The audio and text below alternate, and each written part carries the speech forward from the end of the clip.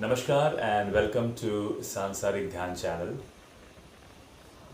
On our Sansarik Meditation or Sansarik Dhyan Facebook channel, we got one question from one of our viewer or subscriber. He requested me to make this in Hindi. So let me try to make this video in Hindi because last time I made one video in English and many people said that it's better that if I make in Hindi so it will reach many people and it will be very easy for everyone to understand. So आज का जो ये विषय है और जो question था वो भी हिंदी में था, so मैं इसे हिंदी में ही बना रहा हूँ. मेरे लिए लैंग्वेज इट डजेंट मैटर, आप तक बात पहुँच जाए, आप तक बात बहुत ही आसान शब्दों में पहुँच जाए, यही मेरे लिए बहुत इम्पॉर्टेंट है. तो क्वेश्चन था कि कई लोग कहते हैं कि हर चीज़ हमको बैलेंस में करनी है. कई लोग कहते हैं कि हमें बैलेंस डाइट लेनी चाहिए, हमें लाइफ में बैलेंस करना चाहिए, हमें बैलेंस बोलना चाहिए. तो वो प्रश्न था कि क्या है ये बैलेंस और हमें ये बैलेंस कैसे मेंटेन करना है या किस हद तक हमें बैलेंस को मेंटेन करना है. ये मैं भी बचपन से सुनता आ रहा हूँ, ये प्रश्न, ये सवाल और इस तरह की बातें हम सुनते आ रहे हैं कि बैलेंस क्यों नहीं करते, बैलेंस में चलो या बैलेंस रखो. मेरे मानने में ऐसा कॉन्सेप्ट जो ध्यान में हमारे सामने आता है बिल्कुल होता है, क्योंकि हम भी कहते हैं कि maintain a balance between your brain, your mind and your body.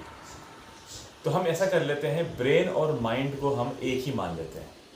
ये हमारा शरीर का हिस्सा है, ये हमारा शरीर है, और माइंड जो है ये हम मानते हैं शरीर से बाहर का हिस्सा है.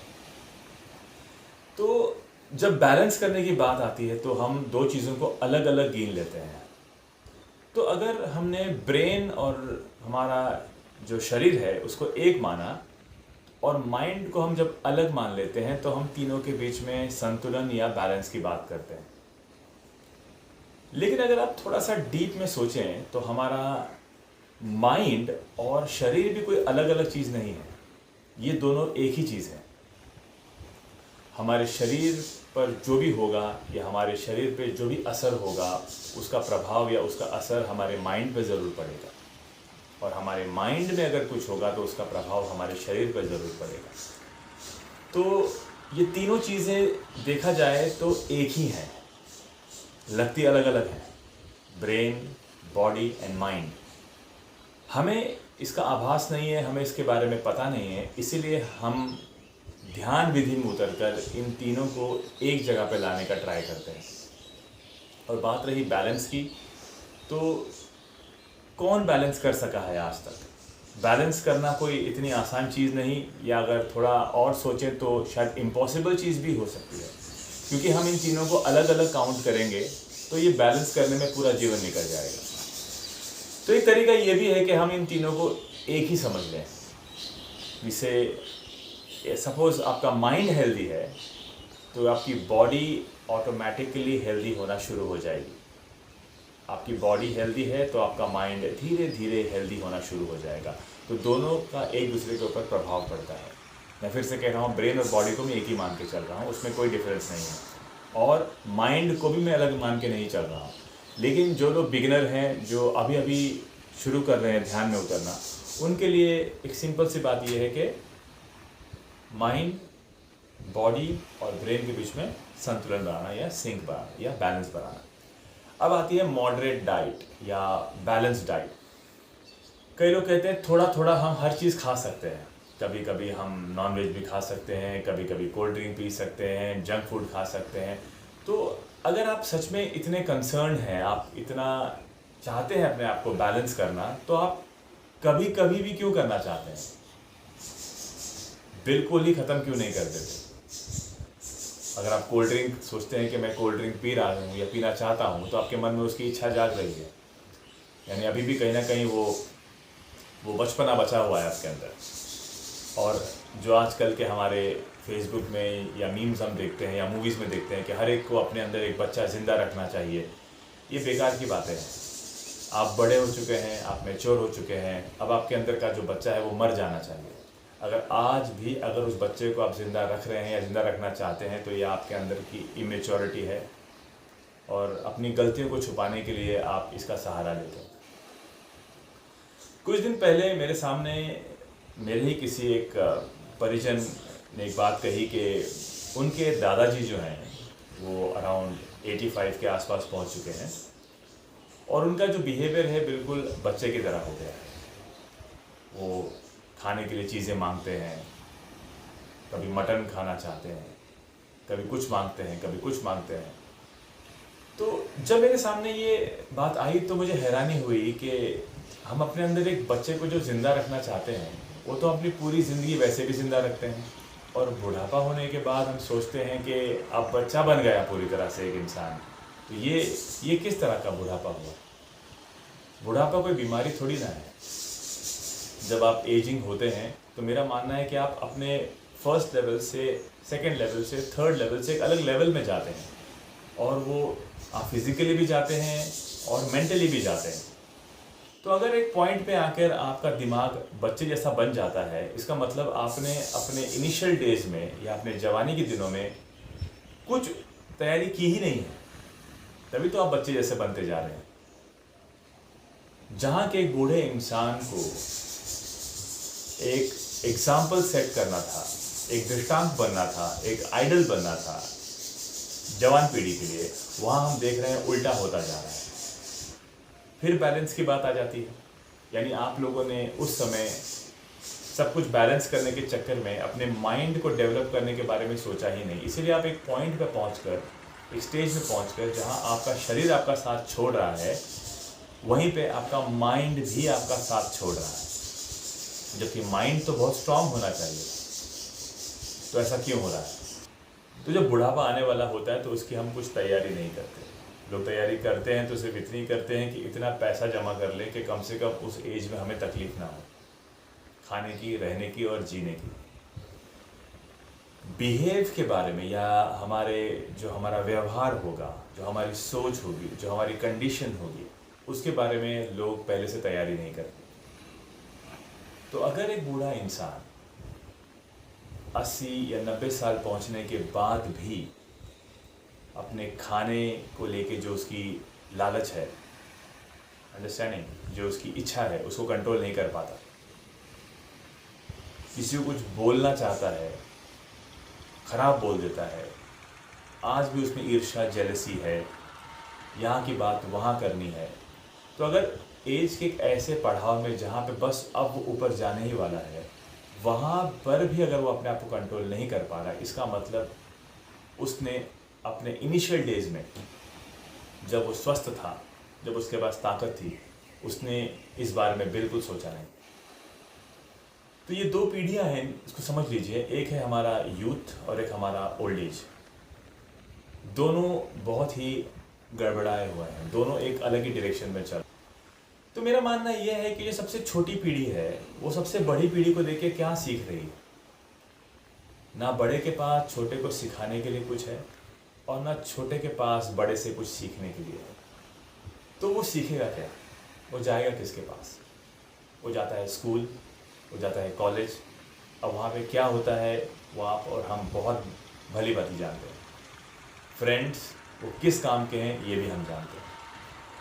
तो प्रॉब्लम जो सोसाइटी में हो रहा है, जिसके बारे में हम बैलेंस करने की बात करते हैं, ठीक या गलत की बात करते हैं, तो प्रॉब्लम यहाँ पे राइट और रॉन्ग का नहीं है। प्रॉब्लम है हमारे व्यवहार का, कि मरते मरते भी हमारे मन में वही इच्छाएं बाकी हैं, वही चीज़ें बाकी हैं जो आने वाला पीढ़ी करना चाहता है। तो ये जब मेरे मन में सवाल उठता है या मैं लोगों से सवाल सुनता हूँ तो बहुत हैरानी की बात होती है कि ना बूढ़ा मरते मरते कुछ सीखा, ना मरते मरते छोटे को सिखा के जा पा रहा है। दोनों के ऐसे स्टेज में हैं, जो जा रहा है वो कुछ सीख के नहीं जा रहा है, किसी काम का नहीं, और जो आने वाला है वो भी धीरे धीरे उस जैसा ही बन के कुछ नहीं करके ख़त्म हो जाने वाला है। सो बैलेंस सिर्फ हमारे लाइफस्टाइल में नहीं, एज में अगर हम करें ज़्यादा इम्पॉर्टेंट है। मेरा मानना है कि ageing gracefully is also very important, very gracefully. हमारा जो पहले की जो व्यवस्था थी वो बहुत ही ब्यूटीफुल व्यवस्था थी, जो धीरे धीरे ख़त्म हो गई। 100 ईयर्स का लाइफ स्पैन को काउंट करो, जिसमें पहले जो हमारे 25 साल हुआ करते थे वो थे सीखने के लिए, नॉलेज एक्वायर करने के लिए, एक्सप्लोर करने के लिए, जितना हो सके नॉलेज को एक्वायर कर लें 25 ईयर्स तक। फिर वहाँ से 25 से जो 50 ईयर्स था उसको हम बोलते थे हमारा सांसारिक पीरियड, जहाँ पे आप शादी करते हैं, बच्चे पैदा करते हैं, उस बच्चे को जितना हो सके नॉलेज देते हैं, उसे फिर वो जो 25 साल है वो आप जो आपने 25 में सीखा वो अपने बच्चे को 25 साल आप देते हैं, उसको नरिश करते हैं, अपना पूरा जो ज्ञान है उसको देते हैं। ये भी एक प्रकार का बैलेंस है जो हम क्रिएट करते हैं। फिर उसके बाद जब हम 50 के हो जाते हैं, यानी अब हमारा जो बच्चा है वो 25 का हो जाएगा, यानी अब वो गृहस्थ जीवन में एंटर करेगा। और 50 के बाद जब हम गृहस्थ से बाहर निकलेंगे, अब वहाँ से हम बाहर निकलना शुरू होंगे। और 50 से 75 तक यानी 75 तक अब हम ट्राई करते हैं कि अब हम धीरे धीरे धीरे संन्यास की तरफ बढ़ते जाएंगे। अब 75 से लेके जो 100 का पीरियड होता है, 75 के बाद हम अब सब कुछ छोड़ के अपनी सब कुछ अपने बच्चों को खुद ब खुद दे के, समाज को दे के इस सब चीज़ से बाहर निकल जाए। अब जो वो 75 ईयर्स का जो बंदा है उसके मन में कोई इच्छा, कोई लालसा, कोई लस्ट, कोई ग्रीड, कोई जेलसी बचेगी नहीं, क्योंकि उसकी कंडीशनिंग इस तरह से हुई है कि उसे पता है कि मैंने 25 साल जो सीखा वो 25 साल मैंने देने में बिताया अपने बच्चे को, अपने परिवार को। उसके बाद 50 से 75 का जो पीरियड था वो मैंने बिताया धीरे धीरे इन सब चीज़ को समझने में, यानी क्या लिया क्या दिया। अब बैलेंसिंग पीरियड आया, अब सब कुछ ख़त्म करके अब 75 के बाद अब वो बाहर निकल चुका है। तो अब जब ये 75 ईयर्स का व्यक्ति उस 25 साल के व्यक्ति को मिलेगा तो ऑटोमेटिक उसके मन में उसके रिस्पेक्ट होगी, उसके लिए उसके मन में एक ग्रेटफुलनेस होगा, क्योंकि वो जानता है कि ये 75 प्लस वाला जो बंदा है ये अपने जीवन में हर चीज़ भोग कर अब त्याग करके जंगल की तरफ जा चुका है या संन्यास की तरफ जा चुका है। लेकिन आज जब हम किसी 75 या 80 वाले को देखते तो वो भाव हमारे मन में उत्पन्न नहीं होता, क्योंकि वो 75 वाले के मन में वही इच्छा बसी हुई है जो 25 साल वाले के मन में बसी हुई है। 25 साल वाला बस कर सकता है, 75 वाला बस कर नहीं सकता, लेकिन मन से वो हर चीज़ करना चाहता है। तो ये जो बैलेंस है, अगर ये बैलेंस सोसाइटी में मेंटेन हो जाए, जो यंग है वो अपना दायित्व समझे और जो ओल्ड है वो अपना दायित्व समझे, और जब दोनों अपना दायित्व समझेंगे तो ये जो वर्ड्स हम यूज़ करते हैं बैलेंस बैलेंस बैलेंस, ये हमें करने की ज़रूरत ही नहीं, वो ऑटोमेटिकली बैलेंस बन जाएगा। आज इम्बैलेंस हुआ पड़ा है और इसी इम्बैलेंस की वजह से जो हमारी सोसाइटी है वो गर्त में या नर्क में चली जा रही है। Everything is getting destroyed, that is one of the reasons. So school और कॉलेज पे जो हमारी निर्भरता है, जो डिपेंडेंसी है, वो हमें कम करनी होगी। ज़्यादा ध्यान हमको देना पड़ेगा हमारे घर में, तो घर से ये शुरुआत होगी। तो आज जो भी लोग 25 के एज ग्रुप में है, 25 से लेके 30 के एज ग्रुप में है या 30 से लेके 40 के एज ग्रुप में है, उन्हें मन में आज से ये सोचना शुरू करना होगा कि आपको आज से ये सोचना है कि एक दिन जब आप 75 के होंगे या 75 के होंगे तो आप कैसे ओल्ड इंसान बनना पसंद करेंगे।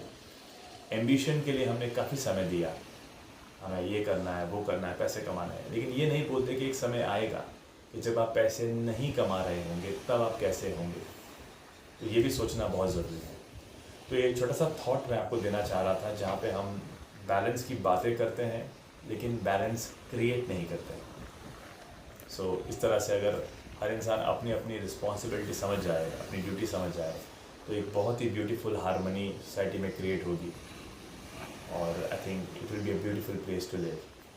सो आज के लिए बस इतना ही। Thank you so much.